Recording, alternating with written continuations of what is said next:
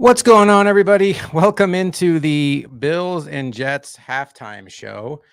And what was a first half that was fantastic for the first two quarters, 14 minutes and 53 seconds, turned into a catastrophe on the last play of the half as the Bills under Sean McDermott yet again proved they cannot cover a Hail Mary.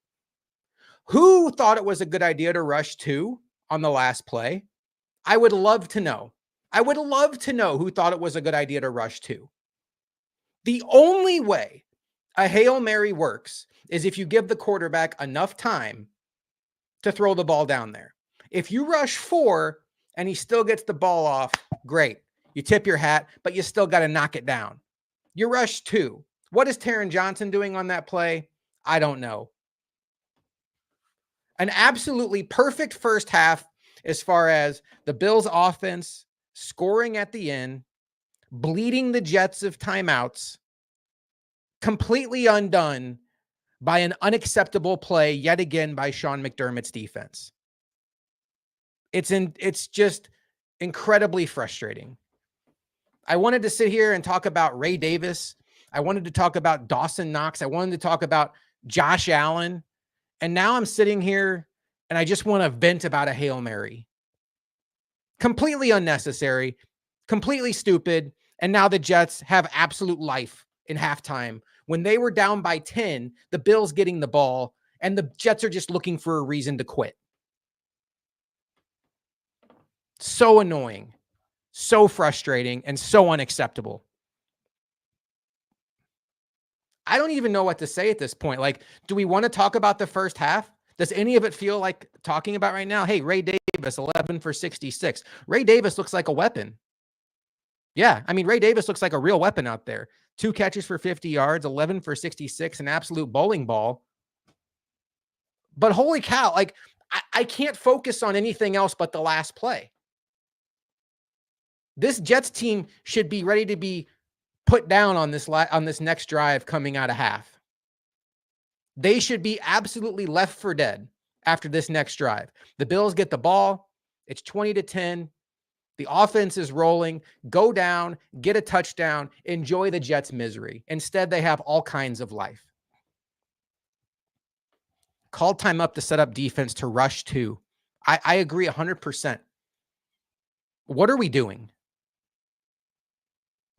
I didn't see the interview afterwards. Jay LeBlanc says, Coach McDermott said they were playing the sideline. You're rushing two and playing the sideline.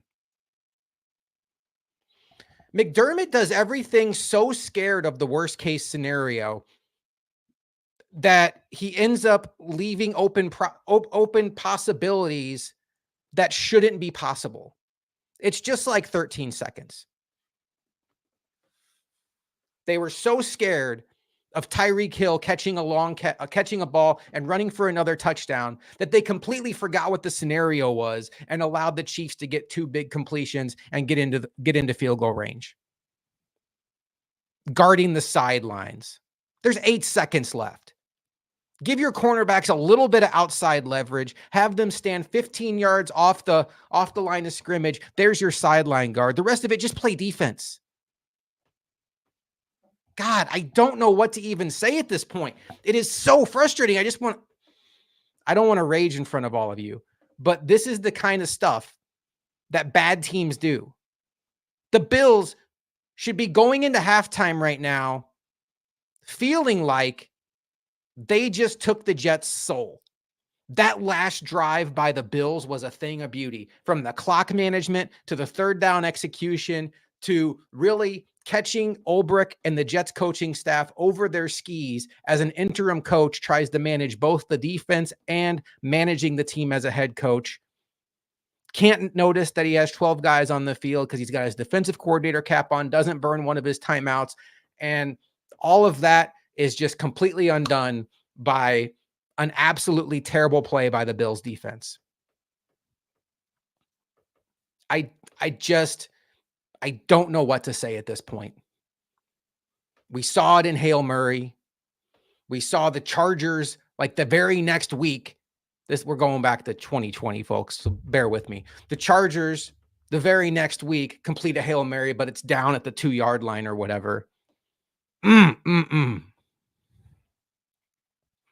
So if we're honest, let's be honest, the Bills have had a little bit of luck on their side in this game.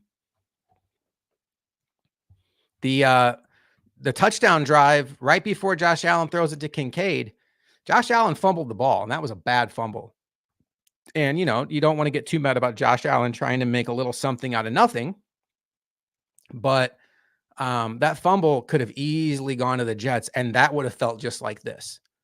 So the good news, the good news, the Bills have a 3-point lead. They get the ball out of half. The bad news is you just spotted the Jets free 7 points when they should be ready to quit. No pre-snap motions worked first drive. They're, you know, Chris, they're back to that thing that Luka talked about a couple weeks back where the Bills do like a quick little motion to try to get you to show your hand, and the Jets aren't showing their hand. The Jets are standing still.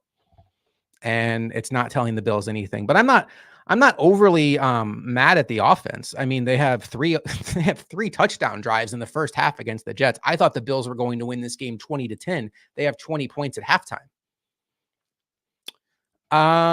What's the plan with Samuel? Asks Jonas. Jonas, your guess is as good as mine. Curtis Samuel signed a $24 million 3-year contract with $16 million guaranteed.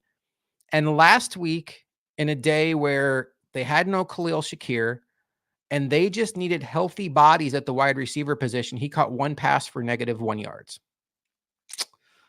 I have no idea what to say about Curtis Samuel at this point. Now, if you want to look at glass half full, Curtis Samuel should have had a touchdown in the Dolphins game. He was one-on-one with a linebacker, and Josh Allen, I believe, underthrew the ball.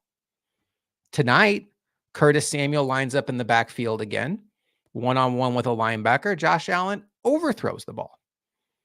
So if Josh Allen just hits those 2 passes, maybe we're thinking about Curtis Samuel a little bit differently.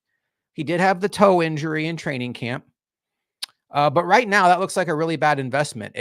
Outside of gadget plays and screen passes, they don't seem to know how to use Curtis Samuel. Costa says, to be fair, the Jets are good at disguising, and motion doesn't give much away with them anyway. And that's the thing, Costa, is we saw that with the Texans and the Ravens, where the Bills would do this quick motion and the defense wouldn't move. It wouldn't tell them anything. So I don't know if the Bills have just given up on all the pre-snap motion. But pre-snap motion giving you a tell on the defense is only part of the equation. It also rebalances the formation. And I just feel like that there's some meat on the bone there for these Bills. He's going left and catch a 1-yard screen. That's it. And really, that 1-yard screen, that could have been a lot worse because Reed jumped it. And we're lucky. We're lucky that wasn't bad. Phillip Rivers almost completed a Hail Mary in a playoff game. Bryce, now we're just getting ridiculous. That Hail Mary by Phillip Rivers landed at like the 15-yard line, and Micah Hyde was like the only one near the ball when he knocked it down. I was nervous when the ball was up in the air. Who wasn't? The Bills had a 4-point lead, looking for their first playoff victory since 1996. But yeah, that wasn't close. But I hear you. This life as a Bills fan, man, it's a ride. And, you know, Costa's been mentioning in chat, this is something Rodgers has done. ESPN even called it out on the broadcast. Rodgers has, you know, there has to be a skill if he's done it this much in his life, completed Hail Marys. But the fact that the Bills allow this to happen again in this spot is just beyond frustrating. So what has to happen now? Well, the Bills need to answer on offense. The defense really got it together there. Some splash plays by the defense, which was nice to see. The Jets went down the first drive of the game, hot knife through butter through the Bills. And if not for a drop pass by Breece Hall in the flats, the Jets may have very well got a touchdown. Second drive, after the Bills go down and get a touchdown on their first drive, the Jets go bing, bang, boom, Garrett Wilson touchdown. And then the Bills defense kind of settled in. There was a third drive that was shut down by back-to-back tackle for losses by Taron Johnson and Terrell Bernard. What a sight for sore eyes that was with those two guys who have missed so much of this season. And then AJ Epinesa absolutely with a fantastic sack beating Tyron Smith. Great hand usage, crushes Aaron Rodgers. I thought there was a chance Rodgers might have gotten hurt on that play. But, not so much. And not that we're hoping for that, obviously. The McChronicle, one of our favorites. Bills just score again to start the second half. Defense was actually playing good. That's a great point, okay? This is what the challenge that we have as Bills fans who are emotionally tied to this team, who came into this halftime like I was, very upset, is the same challenge facing this Bills team. You can't let the last play of the first half, which is largely fluke, discourage you from what you saw the rest of the half. You are the better team tonight. You survived the early onslaught of momentum, and your offense has a good plan, and this game is right there to still be won. You have a 3-point lead and the ball. So lick your wounds, pick yourself up, trust your multi-million-dollar quarterback to go out there and lead the team on a run. We know this Jets defense is good. We know they're going to make their plays. I expect this crowd is going to be about as loud as a loud crowd can be on this drive coming out of half because of how excited they are after the Hail Mary. If the Bills go down and get a touchdown, then that is a huge, huge, huge statement. If the Bills go out and go 3 and out, buckle up. Because defense is leaky right now. They're struggling. They still look like they don't know how to stop a screen pass. The slants are really, you got to give Garrett Wilson some credit. He's using his hands well to get open, but I don't know. Costa says, why is Kincaid not getting any scheme plays? There was a third down play on a drive where the Bills ended up punting, where Kincaid and Shakir were off the field.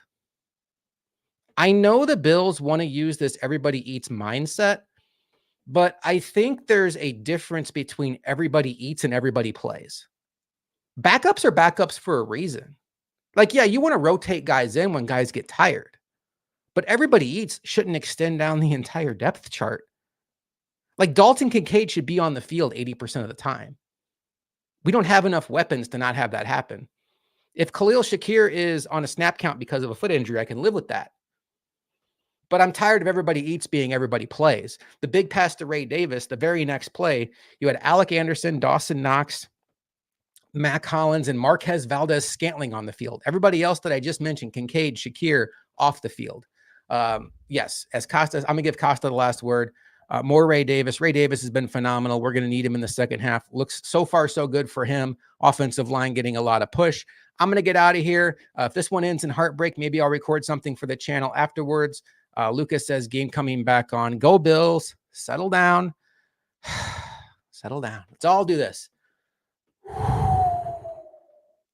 We need you, Josh Allen. We need you, offense. Go out there and put a drive together. Get some points on the board. Probably going to have to be 7 since Tyler Bass.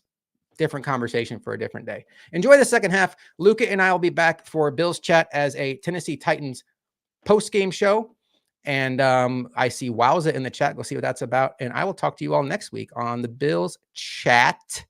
May have said something else there. Bills Chat halftime show.